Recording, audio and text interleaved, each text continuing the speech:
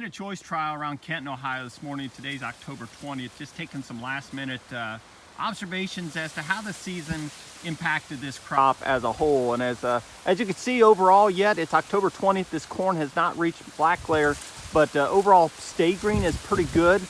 But some of the effects that we've documented over the last month of this early plant death that has been impacted with that wet June weather, we're still seeing some of the ramifications of it. But there's another observation we made in this particular plot.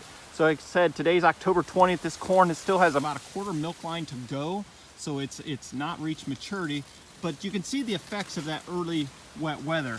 So as I zoom in, there's 3 ears actually within this video. You can see the 2 ears, one to the left and one to the right, did not actually prematurely die, or those plants did not prematurely die. And you can see the overall girth is quite a bit better and the overall ear size is quite a bit better. But as I zoom into this plant in the center, as you can see, this plant actually prematurely died. But then as I zoom in to the actual ear, you can see the overall ear and that diameter has been impacted. But one thing we've noticed in these plants, and many times when it comes to shellability and overall harvestability, a lot of times we get frustrated when the corn won't come off the cob and we have to increase rotor speed and so forth, or we just leave some in the field. And maybe, in fact, it's not necessarily the effects of the hybrid, but effects of this early plant death. I zoom in closer, this is the ear that actually came off that plant that prematurely died. And you can see it is black layered. But when I zoom in, you can see, when I bring the ear up close, you can see this grain is really difficult to actually shell off the cob.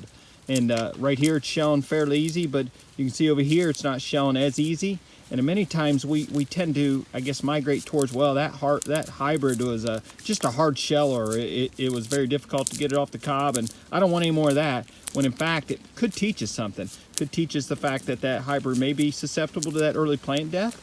And perhaps we can manage that with an early fungicide application, or maybe keep it in better drainage to minimize the effects of all that water that tends to infect that root system early between that V2 to V6, V7 time frame. So again, another thing we can perhaps learn and to take into another year, and another thing that we can perhaps adapt to these changing weather patterns that we're experiencing a little more predominantly here in the East.